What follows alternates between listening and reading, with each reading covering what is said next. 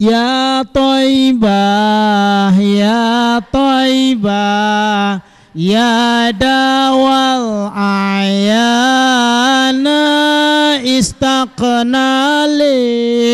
wal hawana dhana wal hawana dhana ya Thaibah, ya Thaibah, ya dawal ayana istaqnalik wal hawana dana wal hawana dana. Baik, kembali lagi bersama kami dalam acara UJ Ustadz dan Jamaah. Baiklah, di segmen kedua ini kami buka pertanyaan bagi ibu-ibu yang hadir pada hari ini dan juga untuk pemirsa di rumah di line SMS kami yang ada di bawah Iko ya. Baik, langsung saja dari yang baju merah-merah nih yang nak bertanya. Silakan Ibu. Ya, silakan Ibu. Ya. Bismillahirrahmanirrahim. Assalamualaikum warahmatullahi wabarakatuh. Waalaikumsalam warahmatullahi wabarakatuh. Perkenalkan, nama saya Ibu Hajah Yulia dari Majelis Taklim BKMT Masjid Nurul Iman Simpang Rimbo, Kenali Besar, Kota Baru. Silakan Ibu Hajah. Yang ingin saya tanyakan Ustadz, iya. Masih menyangkut dengan bulan Hijriah tadi. Iya. Kan ini menyambut bulan Muharram. Jadi kebiasaan di Majelis Taklim saya mengadakan santunan untuk anak yatim. Iya. Jadi seperti apa seharusnya yang anak yatim yang harus disantuni? Iya. Yang ada batas umur apa tidak? Terima kasih. Wassalamualaikum warahmatullahi wabarakatuh. Waalaikumsalam warahmatullahi wabarakatuh. Ya, kalau tidak ada yang mau disantuni, santuni ke saya, Bu. Yatim piatu. Yatim juga saya nih. Silakan Ibu dari Kumpe. Ya. Assalamualaikum warahmatullahi wabarakatuh. Waalaikumsalam warahmatullahi wabarakatuh. Kami atas nama BKMT Majelis Taklim Mar'atus Sholihah Kasangkumpe. Ya, nama Ibu siapa Bu? Nama saya Ketua Langsung Sayang Bina Pak ya. Ketua saya Sri Lestari. Ibu Sri Lestari. Ya, Ibu Sri Lestari. Sri Lestari. Ya. Silakan Ibu Sri Lestari. Gini Pak, yang saya inginkan Pak, yang saya tanyakan Pak. Ini pada umumnya ibu-ibu Majelis Taklim itu Pak ya, untuk 1 minggu sekali itu pengajiannya rajin. Mungkin ibu, bahkan ibu ini juga pintar Pak baca Yasin, tahlil dan lain sebagainya. Tapi Pak, yang saya lihat karena saya tumbina itu sudah lama sekali itu galak meninggalkan sembahyang itu aja Pak. Jadi doanya Pak apa Pak, agar saya nanti kalau setiap seminggu sekali pas waktu pengajian itu saya ingatkan suruh baca doa yang apa ini Pak, yang kami maksud Pak. Nah sekian, wassalamualaikum warahmatullahi wabarakatuh. Waalaikumsalam warahmatullahi wabarakatuh. Ya, dari Kasang, dari tadi. Oke. Wah, bawa catatannya luar biasa. Silakan Ibu. Ya, silakan Bu. Assalamualaikum warahmatullahi wabarakatuh. Waalaikumsalam warahmatullahi taala wabarakatuh. Saya dari Raja Bali Bu, Pak Kecamatan Jambi Timur, dari Masjid Al Amin. Nama Bu, nama siapa Bu? Nama saya Hajah Jannatu Adnin. Jannatu Adnin, Ibu Hajah Jannatu Adnin ya. Silakan Ibu. Gini Pak, saya mau nanya. Saya mau bertanya kepada Bapak. Saya punya saudara satu laki-laki. Iya, lengkap datanya Bu ya. Satu. Dia mengetahui tentang agama Islam, tapi tidak akor pada saudara kandung sendiri. Waduh. Saya merasa sedih sekali Pak. Ya. Oh iya, saya sendiri katanya. Sekian, wabillahi taufik wal hidayah. Wassalamualaikum warahmatullahi wabarakatuh. Warahmatullahi wabarakatuh. Ya, jadi pertanyaan tadi itu macam mana ya? Saudara tadi. Ya. Panjang. Silakan Ibu. Lengkap catatannya ya, subhanallah. Ya. Bismillahirrahmanirrahim. Ya. Assalamualaikum warahmatullahi wabarakatuh. Waalaikumsalam warahmatullahi wabarakatuh. Kami dari Majelis Taklim LKMT Kecamatan Jambi Selatan. Silakan Ibu. Nama saya Mainar. Ibu Maina. Iya Pak. Alhamdulillah wa syukurillah Pak. mudah-mudahan kita diberi rahmat dari Allah, kita dapat menyambut 1 Muharram ya Pak ya. Betul ya. Jadi kami juga mungkin Majelis Talim ini ingin bertanya dengan Bapak, Ya. amalan-amalan apa saja yang akan kami laksanakan nanti Pak sekembali dari sini. Jadi istilahnya Pak, apa-apa saja yang akan kami baca selain dari puasa, apa-apa saja lagi yang dapat kami amalkan untuk menyambut tahun baru Hijriah ini. Terima kasih. Wassalamualaikum warahmatullahi wabarakatuh. Waalaikumsalam warahmatullahi wabarakatuh. Iya, Pak Ustadz, 3 pertanyaan. 4 pertanyaan. Ini ada juga dari pemirsa di rumah yang ingin Silakan. bertanya Ustadz.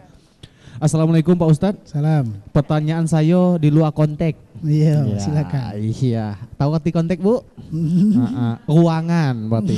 Kontek-kontek. Iya, konteks. Di dalam tafsir Ibnu Kasir. dan tafsir Al-Bayan. Ah. Itu dia ya. Al-Bayan ada penjelasan. Siapa pula yang telepon? Halo Pak.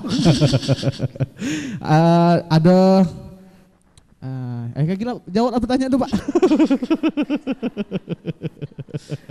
Iya, silakan Bapak. Ya, jawab baik. dulu pertanyaannya. Ada 4 pertanyaan. Ini ada iseng nelfon. Ini susah baca Iya. SMS-nya. Ibu Hajah Yuliah dari pengajian Simpang Rimbo. Santunan untuk anak yatim pada bulan Muharram. Iya, memang ada sebahagian, walaupun sebagian mengatakan hadisnya dhaif, tetapi bolehlah kita jadikan fadilatul a'mal bahwa bulan Muharram adalah hari rayanya orang anak yatim. Yang dimaksud hari raya di sini adalah kebahagiaan bagi mereka. Ya, kebahagiaan bagi mereka. Jadi kita menyelamatkan mereka dari keyatiman, kita telah menyelamatkan mereka dari kekurangan materi, sehingga walaupun mereka tidak punya ayah dan bunda, mereka tetap dalam keadaan semangat untuk beribadah, insya Allah. Tapi tidak berarti bahwa bulan Muharram baik. Ya, bulan-bulan lain tidak digawe. Anak yatim itu tetap wajib kapanpun harus kita santuni. Ya, makanya ada orang bertanya, Ustadz, kenapa anak yatim tidak dapat zakat? Sebab zakat itu cuma setahun sekali. Namanya anak yatim tidak setahun sekali, tiap waktu ketika bertemu dan harus kita santuni wajib. Sebab kalau tidak kita adalah pendusta agama. Ara'aital ladzi yukazzibu biddin, adakah engkau tidak melihat para pendusta agama? Di antaranya adalah yadu'ul yatim, menghardik anak yatim. Mau ibu kita dibilang pembohong? Enggak mau. Sembahyang rajin, sembahyang oke, ngaji mantap. Tapi di samping rumahnya ada anak yatim yang tidak terurus, ada anak yatim yang tidak mendapatkan santunan selayaknya harus kita berikan, berdosa kita di kampung itu. Na'udzu. Maka jadikan bulan Muharram sebagai bulan kasih sayang dengan mereka. Bulan berikutnya juga kasih sayang. Cuman Muharram ini seolah-olah ada waktu khusus untuk mereka memberikan santunan dan kebaikan. Insya Allah. Umurnya Pak Ustadz, yatim itu ibu, umurnya adalah umur ketika mereka belum sanggup untuk mencari sendiri. Ya, artinya mereka, kalau bahasa kita sekarang ini, selayaknya dan seharusnya dia belajar be. Tapi hari ini dia harus banting tulang mencari rezeki, itu kita layak santuni dia. Kalau model Arul kok. Boleh juga lah, tapi dikit. Saya ibu juga yatim. Sejak umur 5 tahun ayah sudah meninggal. Ya. Tapi hari ini rasanya tidak layak lagi untuk itu. Karena kenapa? Bukan lagi orang yang disantuni, tapi setidaknya harus memberikan santunan. Kalau dia masih kecil, saya ingat ibu masih umur 5 tahun, kecil, ya masihlah ada orang ngasih amplop, senang hati. Kalau bulan Ramadan beli baju lebaran baru, alhamdulillah senang hati ibu. Ya terasa. Tetapi itu semua adalah kebahagiaan yang harus kita tanamkan dalam jiwa bagi anak yatim. Maka kalau ditanya umurnya, kalau kita di Indonesia umur sekolah. Ibu ya umur sekolah. Dia tidak sekolah Pak Ustadz, ya intinya umur sekolah. Misalnya dia kecil memang layak disantuni, kasih. Tapi nakalnya bukan main Pak Ustadz. Memang sejarahnya anak yatim itu nakal. Bu. Tapi ingat, kenakalan mereka insya Allah membawa kebaikan ketika kita arahkan mereka dalam kebaikan. Karena kenapa? Mereka mungkin belum mendapatkan sentuhan kasih sayang orang tua di masa kecilnya. Kitalah menjadi orang tua asuh mereka. Insya Allah. Berikutnya adalah Ibu Sri Lestari dari pengajian Mar'atus Salihah dari Muaro Jambi. Ustaz, ngaji pintar, pengajian rajin, semayang sering ditinggal. Na'udzubillah. Ya, na'udzubillah. Awwalu ma yuhasabu bil abdi yaumal qiyamati hiya as-shalah. Yang pertama sekali dihitung dari seorang hamba kelak nanti menghadapnya adalah salatnya. Baik salat, baik gagalo, tapi hancur salat yang lain jadi berantakan. Maka dari itu hidup tanpa salat bagaikan hidup tanpa nyawa. Itu sering saya sebut, Bu. Hidup tanpa salat bagaikan hidup tanpa nyawa. Jadi kalau bahasa kasarnya, orang tidak sembahyang, maaf kalau ada yang tersinggung, sebenarnya dia mayat hidup itu. Ya, sebenarnya dia mayat hidup. Dia hidup tapi mayat. Kenapa Allah tidak memandang orang seperti ini? Karena yang menjadi perhitungan pertama dalam hidup kita adalah salat kita. Maka jadikan salat sebagai barometer untuk menyempurnakan hidup kita. Ustaz, mungkin dia tuh lupa atau mungkin dia tidak teringat. Nah, kami sebagai ketua atau mungkin kawan-kawan ingin menasihati, gimana caranya supaya menjadi orang yang senantiasa mendirikan salat. Ibu, doanya ada, saya yakin kita semua hafal, pemirsa pun hafal. Allahumma ij'alni muqimas salah wa min zurriyati wa taqabbal du'a. Saya ulangi lagi, Allahumma ij'alni muqimas salah wa min zurriyati wa taqabbal du'a. Ya Allah, jadikan aku orang yang rajin mendirikan salat, sempurna mendirikan salat. Begitu juga dengan para keturunanku dan kabulkanlah doa-doaku insya Allah. Ibu ya, kemudian setelah itu rajin tiap hari meruqyah diri sendiri. Jangan minta diruqyah orang terus, Bu. Ya, ruqyah diri sendiri. Cemana Ustaz cara meruqyah diri sendiri? Ya kita bawa diri kita dalam kebaikan. Sebenarnya kita tahu, Bu, benda itu dosa, tapi karena kita sekali-sekali begawe lagi. Makanya hadis Rasulullah mengatakan, Ibu ya, bahwa antara albirru dengan al-ithmu, bedanya kebaikan dengan dosa. Kalau kebaikan itu husnul khuluq, itulah akhlak yang mulia. Kalau dosa, maha kafi sadrika wa karihta ayyutali alaihin nas. Kalau dosa itu, Ibu, sesuatu yang ada di hati kita, sakit nian hati kita, marah nian kita kalau ketahuan orang. Bu ya, kita beragama Islam, kita rajin pengajian, kita mungkin padek ngaji, tapi kita berdosa, tidak semayang. Orang tahu pasti malu kita, pasti marah. Marah gitu.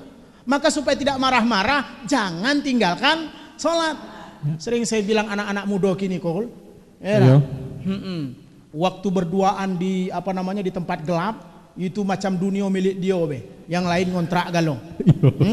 Tahu-taunya nauzubillah karena di gelap-gelap tak tahu mana yang ini mana yang itu, ternyata nauzubillah digigit ular. Bukan. Oh ya udah ular lah. Akhirnya 3 bulan hamil misalnya. Ya pasti malu ketahuan orang. Tapi waktu dia di situ ngapa tidak malu? Ketahuan kok malu, maunya kan tidak usah pakai malu.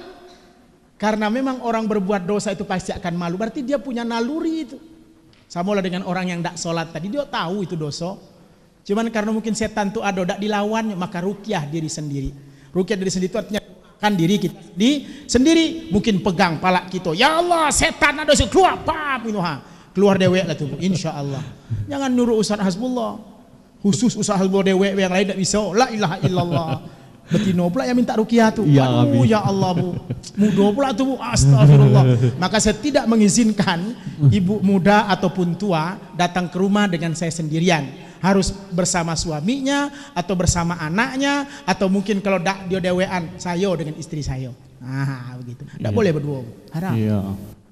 Kemudian yang berikutnya, Ustadz, Ibu Hajah Jannah Tut Adnin, saudara laki-laki satu orang. Paham agama tapi tidak akur. Cuman tuh Ustaz? Jelas. Tidak ada nunjuknya mungkin. Apa? Tidak ada mengajari mungkin. Macam mana tuh Ustaz? Yang jelas orang begini pasti termasuk orang yang hakafi sadri. Hatinya tuh sedang ada masalah. Hidupnya pasti nggak tenang. Hidupnya pasti nggak bahagia. Itu tadi bahasanya galau ya. Nggak tenang pasti. Maka dari itu kalau kita ingin bahagia, jangan merusak hati kita. Kita ini kan memang punya 2 potensi, Ibu, pemirsa yang dirahmati Allah. Fa'alhamaha fujuraha wa taqwaha qad aflaha man wa qad khaba man dassaha. Begitu, Ibu. Kita itu diilhamkan dengan 2 keadaan dalam jiwa kita.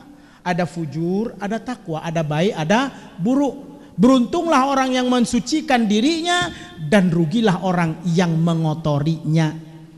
Bagaimana cara mengotorinya? Sudah tahu dia sebagai seorang abang yang harusnya memberi contoh pada adik-adiknya, malah dia yang piaka dan kurang ajar. Pasti hati tidak tenang. Kalau tidak tenang, ya, kalau tidak tenang ibu, pikiran pasti juga tidak bersih.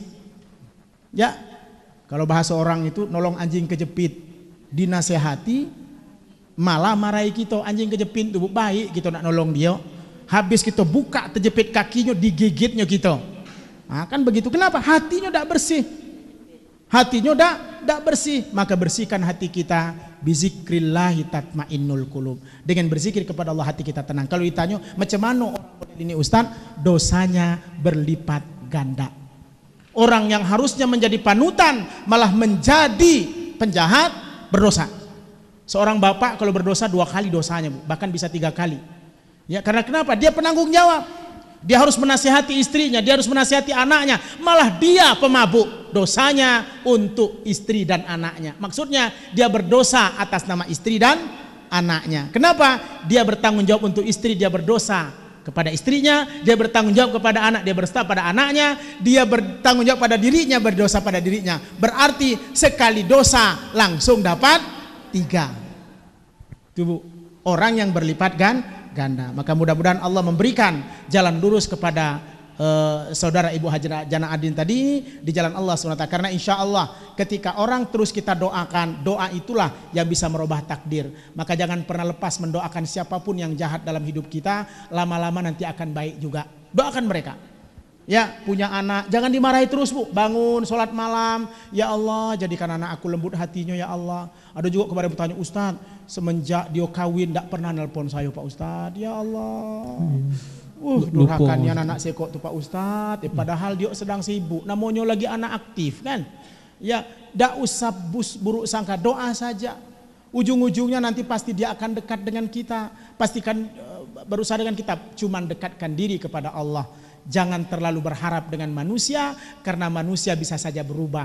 Tapi insya Allah, Allah tidak akan jauh dari kita dan dia senantiasa dekat dengan kita. Makanya kalau melapor dengan Allah dan berdoa kepadanya, insya Allah. Kemudian Ibu Mainah ya, dari Jambi Selatan. Amalan apa saja nih Pak Ustadz menuju Muharram? Sebenarnya Ibu tidak ada ibadah khusus untuk menuju tahun baru Islam, itu tidak ada. Ya, cuman memang di bulan Muharram ada disunnahkan kita untuk berpuasa, namanya Asyura. Ya, puasa tanggal 10 Muharram. Walaupun ada ulama bilang baik dari awal Muharram sampai 10, boleh. Tapi 10 Muharram saja silahkan. Karena Rasul juga selalu mengatakan kalau tahun depan aku masih bertemu dengan Muharram, aku akan puasa yang ke-9. Kita pun disunahkan berpuasa antara tanggal 9 Muharram dan 10 Muharram. Selain itu kita juga dianjurkan untuk berdoa. Dianjurkan untuk mohon kepada Allah, karena bulan ini bulan pencanangan program menuju kehidupan yang berikutnya.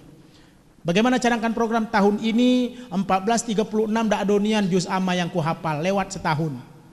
1437 harus aku hafal juz amma.